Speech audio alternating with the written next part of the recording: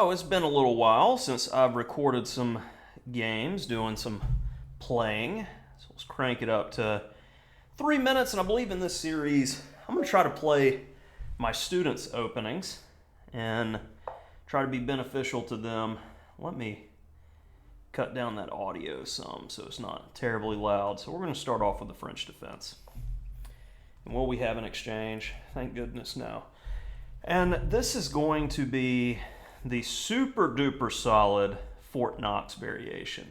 And the main idea is we're trying to get rid of our bad bishop from the get-go here after simplifying in the center.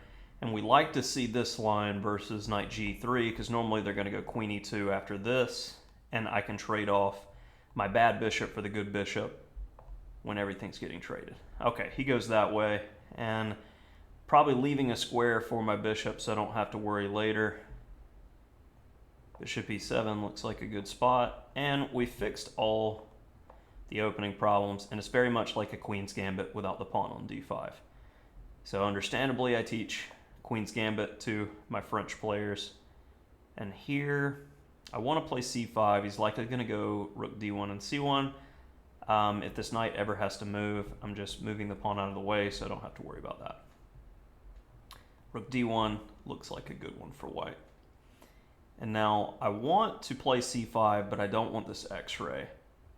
So I'm going to go queen c8 and then rook d8 before testing the action. And that's a good move because as soon as I was saying that, d5 at the wrong moment, and I can't move because the bishop is pinned. So I'm going to go rook e8 to leave myself flexible.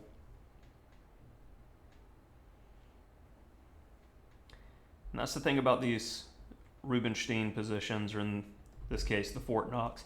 It's very solid, it's very methodical, it's very slow.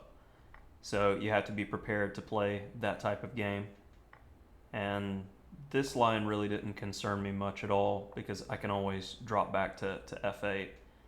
And if I want to just be extremely solid, I can create a I am not worse scenario here.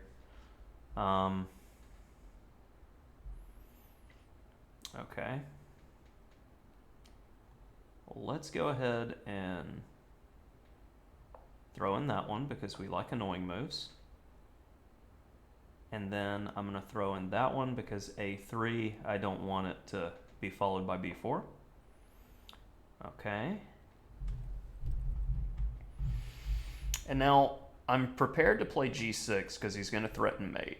So I don't want to leave this pawn weak. So I'm going to play bishop f8.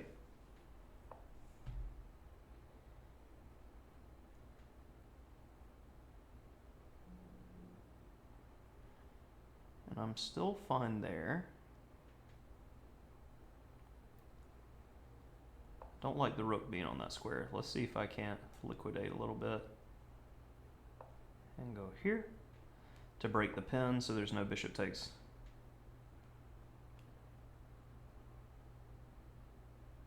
And we'll go there, followed by queen e8, and then maybe I can double rooks and get everything activated. But just simple threat, simple defense.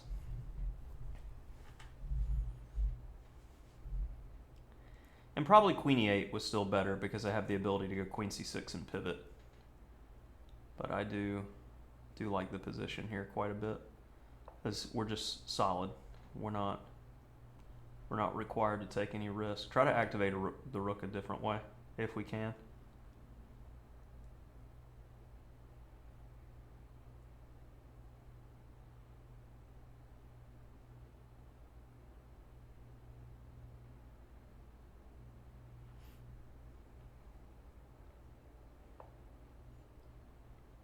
Okay. Do you want to go that way though?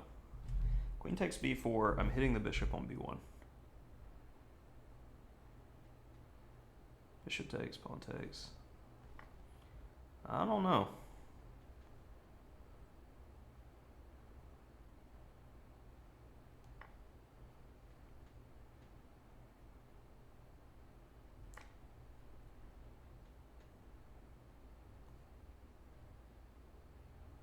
Seems like a good move, defending everything.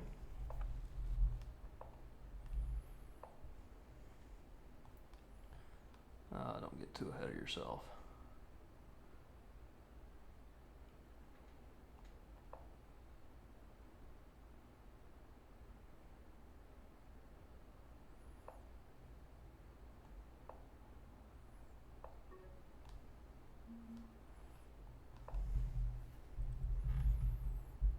Need to play faster.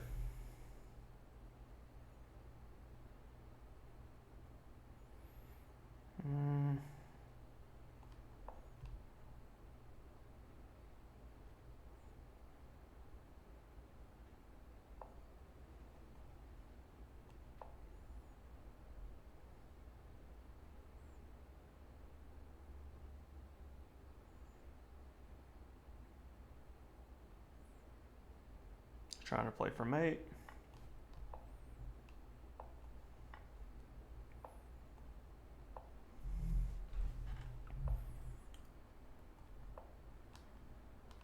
That was a mistake.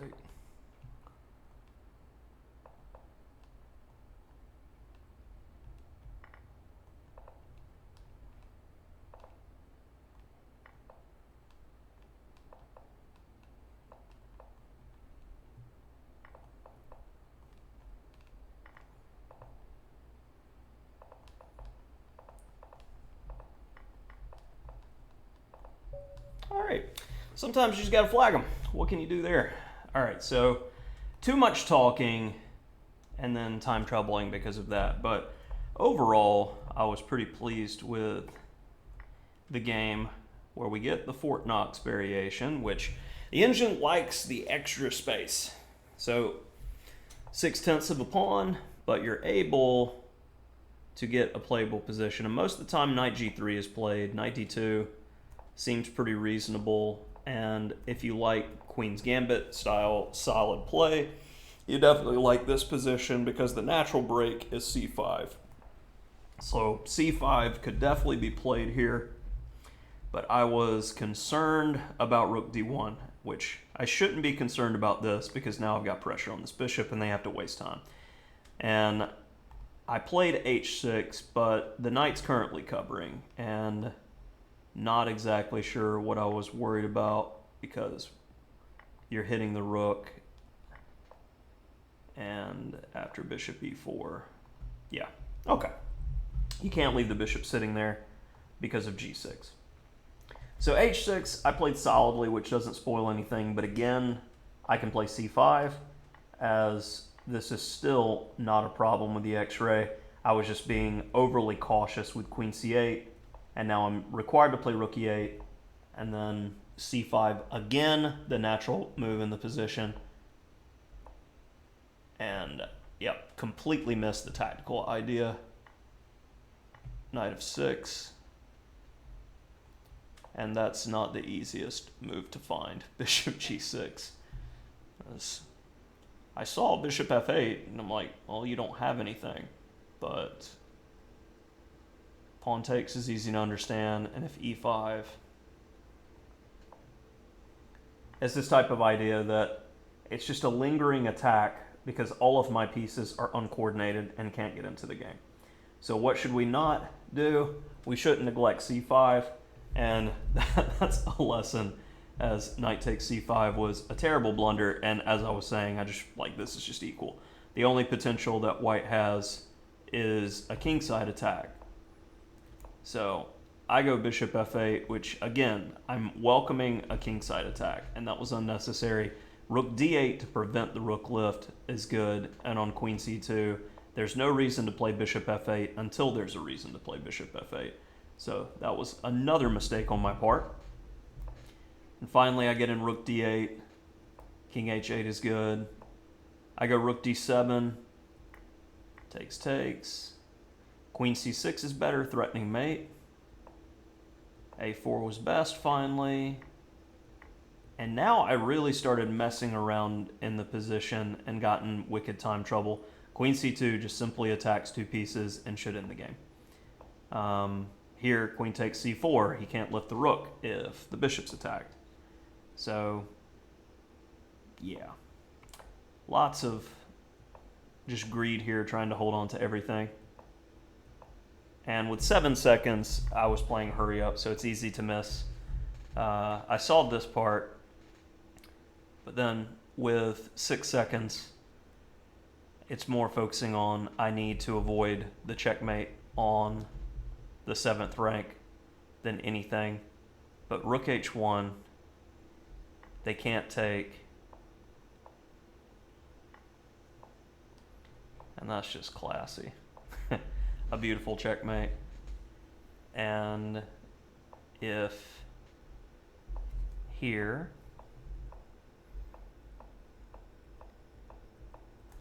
and I don't even know if I saw it, if I could play it fast enough to get that in 7 seconds. So I went with queen f6, and then here was just a bailout so I could play quickly. And I put everything into pushing the pawn because I saw as soon as I had pre-moved that he had the pin. And then this is the difference in speed. And if we look, my opponent, he's 2300 in bullet. That's the difference with that 2600 in bullet is 1 second versus 5 seconds. I have that extra gear that my opponent likely does not. And even though the position is completely winning for white, you have to take into account the speed. And then I'm happy with the draw sacking my rook, because if the opponent takes the time to grab the rook, he is going to run out of time. But respect with him still trying to win, which in case he flags. And I stole this game for multiple accounts. So big takeaways: don't waste time with h6 and queen c8. Play the natural move in the position that's called for with c5. And don't allow your opponent to attack your king side when that's their only plan, when you have moves to stop it. So I can definitely do better.